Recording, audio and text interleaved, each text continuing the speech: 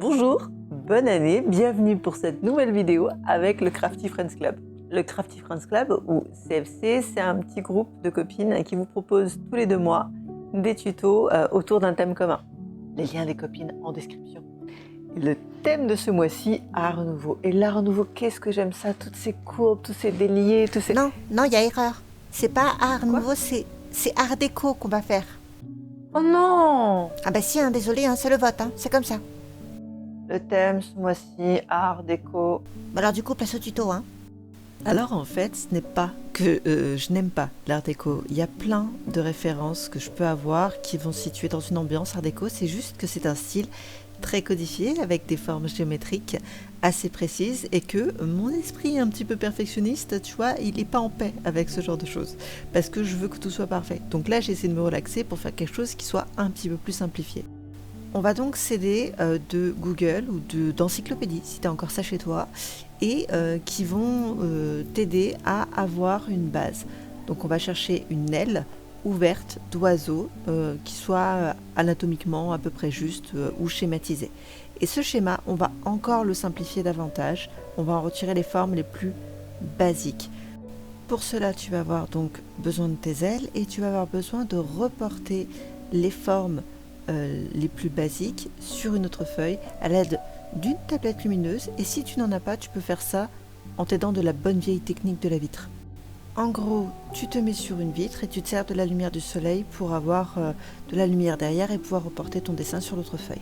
Technique testée, approuvée, mais attention à ton dos quand même. On va donc reporter notre version très simplifiée de cette aile sur la pâte polymère. À ce niveau-là, ça peut être un petit peu long, mais globalement, voilà. Au niveau des formes droites, très franches comme celle-ci, n'hésite pas à te servir d'une règle ou alors du dos de ta lame rigide, si tu n'as que ça sous la main comme moi à l'instant.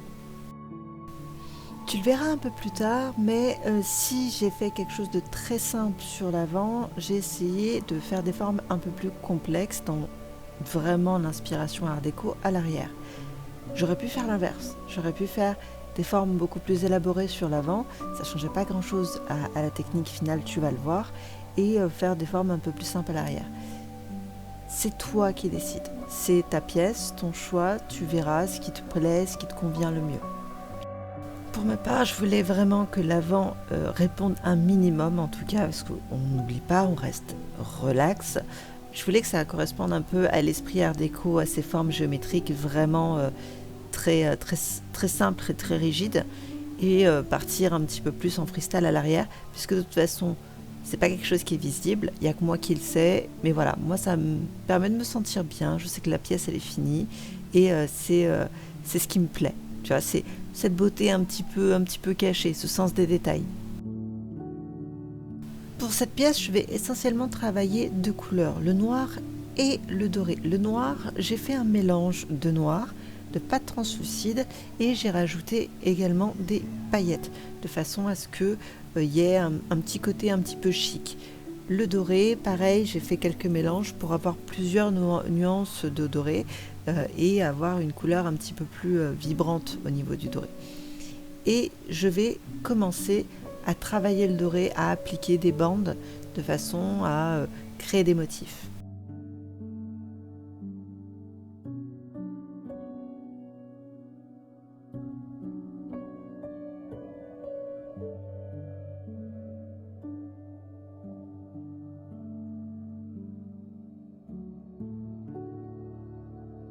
Une fois que notre petite bande dorée elle est en place, on va venir la souder avec la plaque qui est juste en dessous. Ça, on va le faire avec notre petit rouleau. Si jamais, tu peux lisser avec le doigt. Et si ta pâte dorée vient baver sur le noir, c'est vraiment pas grave. Parce que vers la fin du tuto, il va y avoir une grosse période, si tu veux, de ponçage. Et ça, les petites bavures comme ça, au ponçage, elles vont s'enlever en fait. Donc vraiment, ne t'inquiète pas pour ça. Après, c'est vrai qu'écraser la pâte dorée, c'est pas forcément la meilleure façon d'avoir quelque chose de vraiment net et de régulier, mais on a dit qu'on restait relax. Donc on va pas trop se prendre la tête là-dessus cette fois-ci.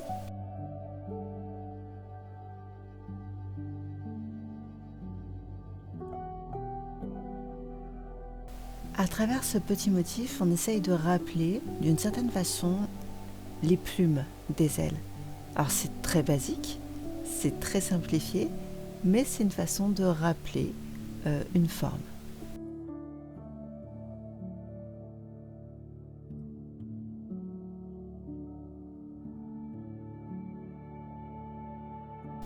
Et là, je vais venir appliquer d'autres motifs. Je ne ferai vraiment pas en faire beaucoup, à peu près un segment sur deux, et vraiment tout en restant toujours dans la simplicité.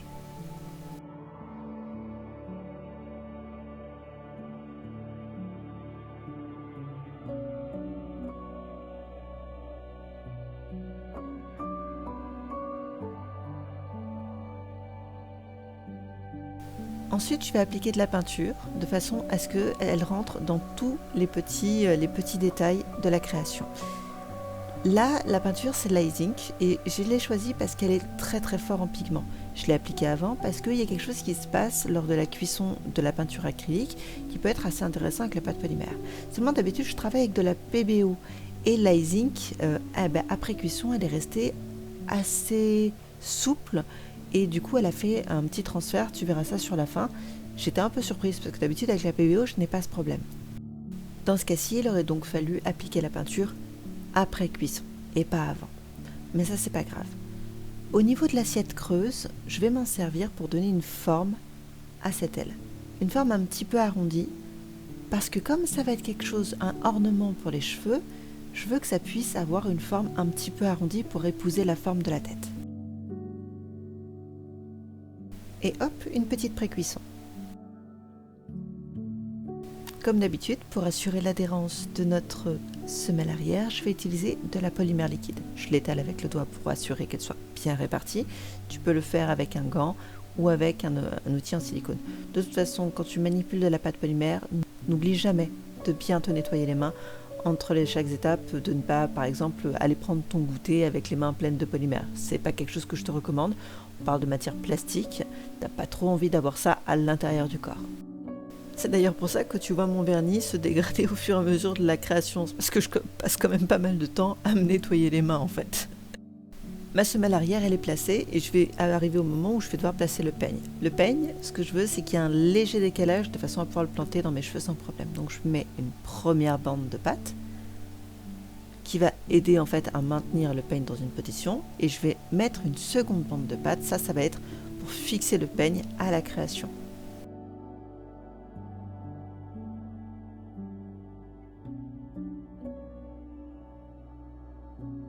On va arriver bientôt sur la fin où on s'occupe de modeler vraiment la pâte, donc c'est le moment où on va faire les petites finitions, c'est-à-dire ici je fais le lissage des bords. Je vais le faire avec des outils, je vais le faire avec des doigts. Je vais également appliquer mon motif. Étant donné la courbure de la pièce, utiliser un tampon, ça risque d'être compliqué. J'ai donc décidé de le faire à la main.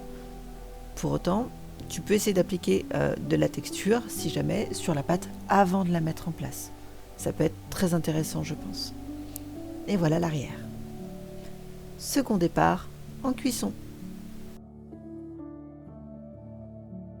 Et là, on arrive au problème dont je te parlais précédemment. Quand j'utilise de la PBO, moi j'ai juste à tirer un peu sur la pièce, elle glisse et il n'y a aucun problème. Là, il y a eu comme un espèce de transfert. La polymère et la Icing, en fait, sont devenus assez souples. Du coup, hop, je refais un petit passage avec la peinture après coup, je laisse sécher et on passe au ponçage.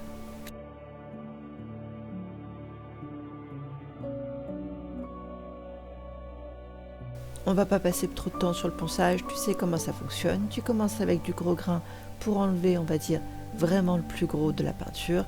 Et au fur et à mesure, tu vas descendre sur des grains de plus en plus fins, de façon à affiner les détails, de façon à lisser ta pièce.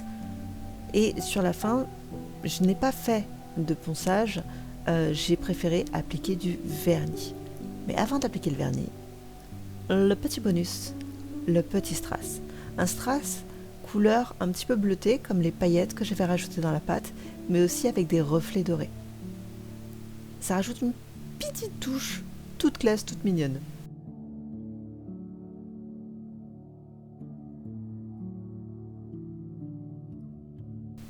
Et alors là, c'est le moment de la satisfaction. C'est le moment où tu appliques le vernis et où tu vois les paillettes se révéler, les couleurs briller.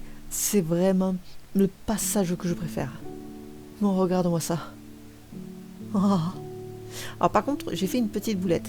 C'est-à-dire que j'ai appliqué une trop grande quantité de vernis. Et comme la pièce, elle est courbe, le vernis, il est venu s'agglomérer sur les côtés. Et ça a fait des petits pâtés, c'était pas dingue, ça a eu du mal à sécher, c'était pas ouf.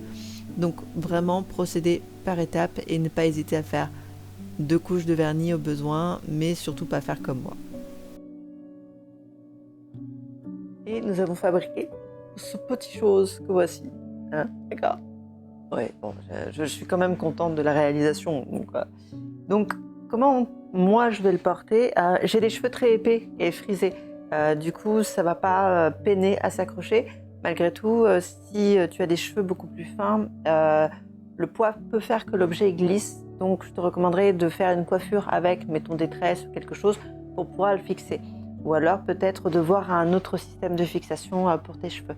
Mais en gros, ça va se porter comme ça.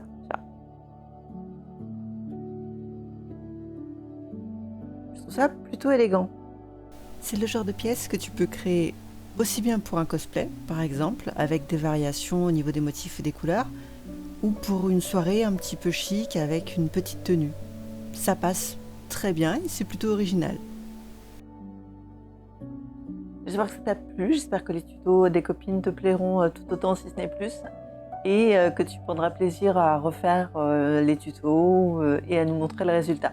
Je te souhaite une très belle année, prends soin de toi, je te souhaite plein de belles choses, tout ce qui peut faire ton bonheur en tout cas, et puis à bientôt pour de nouvelles aventures en compagnie du CFC.